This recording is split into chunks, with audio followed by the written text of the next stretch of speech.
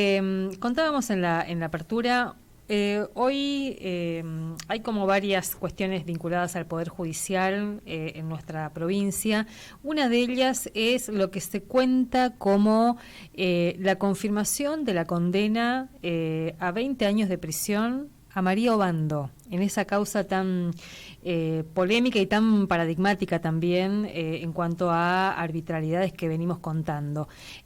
Para charlar un ratito de este tema, para ampliarnos y contarnos qué finalmente resolvió la Corte, está en línea Eduardo Paredes, que es uno de los abogados defensores de María. Eduardo, muy buenas tardes, ¿cómo estás? Miguel Riquelme, Alicia Rivas, te saludamos. Hola Miguel Alicia, muy bien, muy bien. Bueno, explícanos qué hizo y qué dijo la Corte. Bueno, bueno, sí, es la Corte en definitiva. Hay Uh-huh. una acordada del año 90, la 13, que creo ya la conocés, que establece que cuando uno va en los recursos de queja, es decir, cuando, como en este caso, hay un recurso extraordinario contra una resolución del superior, y el superior obviamente no va a considerar que fue arbitrario su propia resolución, deniega, entonces se va por lo que se llama recurso de queja o recurso directo. La Corte puso ya en los 90 una tasa que hay que pagar, un impuesto, digamos, en Uh-huh. términos sencillos, que actualmente está entre millón y medio. Uh-huh. En el caso de María Obando, ella va por derecho propio bajo patrocinio Uh-huh. y esa misma acordada permite que si no se deposita ese dinero ya, en el momento de interponer recurso, pueden sentarse uno o dos fiadores que se hacen responsables, prestan fianza, digamos, Uh-huh. que en caso que rechacen el recurso, de pagar el millón y millón y medio. Eso, para darte un ejemplo, en lo que va del año, nosotros presentamos 5 recursos Uh-huh. o 6 a la Corte, y todos, excepto uno, de un ingeniero que él pagó, todo el resto fue sí, directamente con confianza, es decir, con Uh-huh. fiadores. En ningún caso hubo problemas. En este caso en particular, es obvio que se presentó Uh-huh. y se presenta el suscripto y Roxana Rivas como fiadores Uh-huh. en el mismo acto. Entonces, ¿qué pasó ahí? No sé, probablemente un error, porque cuando uno dice la Corte, uno no va a pensar en los tres tipos, sino en la tremenda burocracia que existe. Uh-huh. Por suerte ahora está todo digitalizado y eso está ahí con fecha que el mismo día se presentó. Uh-huh. ¿Qué pudo haber pasado? Un error administrativo de algún empleado Uh-huh. y consideró que eso no estaba y simplemente hacen una pequeña, digamos, ni siquiera es un decreto, es un decreto, sí, no es una resolución, Uh-huh. donde dice no se satisfizo el requisito del inciso tercero Uh-huh. y lo dan por decaído. Cosa que es gravísima, pero como dijo Zaffaroni alguna vez, la Corte tiene 19.000 expedientes en trámite, Claro. más lo que le van entrando, con lo cual estos errores se deben cometer mucho y además se los sacan de arriba los expedientes del interior. Uh-huh. Es así. Entonces ellos rechazan se calcula entre el 97 y el 98% de los recursos. Claro. Que son recursos de queja que en realidad no deberían ir ahí, porque esa no es competencia de la Corte. La Corte Uh-huh. tiene esa competencia por un fallo de 1908 y después, que es la doctrina, lo que los abogados conocen como doctrina de la arbitrariedad. Lo que pasa es que es tanta los errores que se cometen en las provincias, la falta, lo que dicen algunos autores, acuria, la falta de poder judicial, que se termina recargando la Corte, porque el caso de María es condenada, digamos, violando las leyes de la medicina legal. Porque recuerdo que encima en el juicio nos enteramos que esa niña ya había sido abusada en la casa donde vivía. Y Uh-huh. esas lesiones pertenecían a eso, lesiones pequeñas que tenía, nunca podían encajar con María, que hacía 2 meses ya no la tenía mal las niñas. Ni siquiera tomaron en cuenta y la condenaron. Cuando la traemos al superior, el superior confirma todo de una manera grotesca porque es muy superficial. Eso es lo que obliga a ir a la Corte. Porque esto, en el fondo, lo que hay que replantearse, por lo menos en Misiones, es un rediseño institucional. Hay que rediseñar institucionalmente el judicial. No hay revisiones reales. El caso de María, además, con una pena de 20 años, fue una tragedia, porque esta mujer es inocente. El tema es que vamos a la corte y ocurre este error de algún empleado ahí, que hasta pudo haber equivocado el expediente. Lo cierto es que el requisito está cumplido, ¿no? Bien, y ahí, ¿cómo sigue, digamos, con todos estos datos que nos das? ¿Cuáles son las acciones que les quedan a ustedes como abogados técnicamente para realizar? Mirá, la Corte nunca acepta lo que se llama recurso de revisión, es decir, nunca revisa equivocadamente o no. Es más, hay algunos fallos de hace mucho que ellos dicen que ellos son un tribunal de excepción, cosa que es cierto, y que no están para corregir los errores de los tribunales ordinarios. Lo que le vamos a plantear es lo que se llama un recurso de revisión para que vean eso, que este es un error administrativo porque el requisito está cumplido. Acá en Misiones mismo hubo casos de este tenor. Me recuerdo ahora a Artemisin, el caso Artemisin, de esta mujer que fue condenada porque dijo que mató al marido, que fue absuelta por la Corte, el superior le vuelve, digamos, revocaron la resolución del superior, el superior le vuelve a confirmar la condena, van de nuevo a la Corte y la Corte dice que no agregaron las copias para traslado.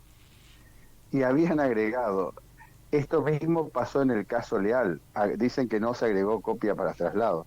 ¿Y qué pasó? Quedan firmes los fallos. Tuvieron que ir a la Corte Interamericana. En el caso particular de María, yo venía pensando, porque además, justamente ahora hay otro caso que está tramitando la Corte, que es el caso Panambi. La Corte, si abriera el recurso, tarda mucho tiempo, hablamos de años. Yo ya tenía pensado, con algunos datos que hay, es plantear un recurso de revisión acá, independientemente de este recurso, ante el Superior Tribunal de Justicia, a los efectos de que revise la sentencia, porque esa vía está siempre abierta. Y si llegaran a rechazar, por esa vía volvemos a la Corte. O sea, no es que se cierra todo. ¿No? Claro. Porque en el caso de María, hay casos, sí, hay datos concretos, inclusive algo que hablamos, Alicia, en privado, que se podía agregar y reabrir ese caso en el superior. Pero el gran problema que tenemos es cómo funciona realmente el sistema judicial de Misiones. Yo, y cuento esto en reserva, sin decir los nombres, digamos, por pedido de una juez de un tribunal, he planteado 2 recursos de revisión porque ella advirtió condenas equivocadas. El superior, cuando ocurre esto, digamos que nombra con jueces, que son jueces de los tribunales. En un caso, hace 10 años que está, y en el otro 5. Es decir, la irresponsabilidad judicial es fenomenal, pero bueno, además, no nos queda otra que pelear con esas herramientas. Esto que vos planteas, porque mientras todo esto se va dirimiendo, dilatando, hay una persona, 3 personas presas en este caso, porque también está, además de María, están los otros 2 chicos que fueron condenados en ese mismo expediente. Y es una barbaridad, vos sabés que es una cosa que a veces escucharán a los abogados, o a mí pensarán que este tipo se queja porque sos defensor, por una forma, porque la gente en realidad estaba mirando que hay menos de 2 millones, de 2.000 personas presas en Misiones, con lo cual hay un universo de 20.000 personas que sufren esto. Pero la realidad, y por eso no se toma conciencia de lo que es. Esos 2 chicos, es una tragedia aún mayor, están presos el primer día. Sí. Pero es una barbaridad lo que hicieron, eran niños. Es toda esa historia de la segunda condena, porque además lo de María es bizarro. Ella fue absuelta en el 2012, ya estuvo detenida como 3 años, nunca dejó de estar bajo el control del Poder Judicial, solamente en el caso de ella. Terminan por quitarle los niños, le dan a una mujer, donde es abusada una de las nenas, es ahí donde es abusada. Ese mismo tribunal que la condena es la que admite el abreviado por abuso simple de una de las personas que convivían con la niña. Y es el mismo tribunal que termina condenando a María, cuando María ya hacía más de 2 meses que no estaba a cargo de esas niñas. Las lesiones no tenían una data mayor a 5 días. Es una barbaridad que nadie mire. Aparte, yo recuerdo el juicio que quedó tan claro que pasaron a un cuarto intermedio de casi 10 días. Y yo le dije a tu hermana que esto era mala señal, porque seguramente hay que decirlo, habrán consultado, porque el tema de María al Poder Judicial de la provincia lo dejó muy expuesto hace 13 años atrás. Además hay que decir, se juzgó con varias particularidades. El presidente del tribunal, del primer tribunal, renuncia. Bueno, el doctor Atilio León, sí. porque no sabía qué imputarle, se inhibe. Eso ya es un escándalo, y las otras dos mujeres no. Y son los que lo juzgan de vuelta con un subrogante civil, que los subrogantes civiles, que otra irresponsabilidad, van a ocupar el lugar, no les interesa. Lo que pasa es que además tenemos un poder judicial extremadamente doméstico, pequeño, que todo se arregla por teléfono. Estos casos donde ponen camaristas civiles, eso en realidad no debería ser admisible.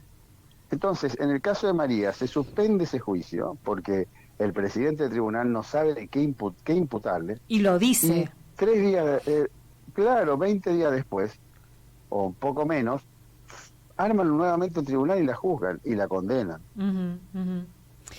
Eduardo, bueno, seguramente vamos a volver a conversar porque, como vos decías, no es que terminó acá la instancia, digamos, ¿no? Porque eso pensando también en María, perdón, pero vos sabés que en muchos portales de información, cuando se cuenta esto, ya se da por cerrada la cosa. O sea, finalizando. Y generalmente se considera cerrado porque la Corte es la última instancia. Pero en materia penal nunca queda todo cerrado, está el recurso de revisión, y por esa vía podemos volver a la Corte. Pero además está la vía de la Corte Interamericana, pero la Corte Interamericana sí solamente fija doctrina porque tarda 20 años más o menos en resolver. Claro. No es como el Tribunal de Derechos Humanos Europeo, que es muy rápido. No, lo que se va a plantear es un recurso de revocatoria para que la Corte advierta. Un caso parecido creo que les pasó a Cristina Kirchner con uno de los planteos, que recuerdo que le habían hecho esta misma reserva y la habían criticado, y ahí se enteraron de que esto siempre se admitió. Ahora, independientemente, les digo la verdad, si la Corte tomara el caso, que después pasan años sin noticias, la idea que teníamos y que yo tengo es que más o menos en febrero diseñemos ya un planteo de un recurso de revisión en favor de María, para acelerar un poco acá, independientemente de la historia de la Corte, porque eso lo podemos hacer al mismo tiempo. Porque además lleva 5 años. No se termina la historia de María. Totalmente. No se termina. Y eso lo podemos presionar acá, independientemente de la Corte, acá. Es presionar acá. Yo creo que la única manera que el Poder Judicial reacciona en cierto modo es cuando queda expuesto. Y esto solamente se hace a veces con ciertas marchas y demás. Exponerlo. Eduardo, mil gracias por este tiempo. Gracias a ustedes. Un abrazo. Chao, chao. Eduardo Paredes, abogado defensor de María Obando, y esta causa que es paradigmática por donde se la mire, pero uno podría decir no es la excepción.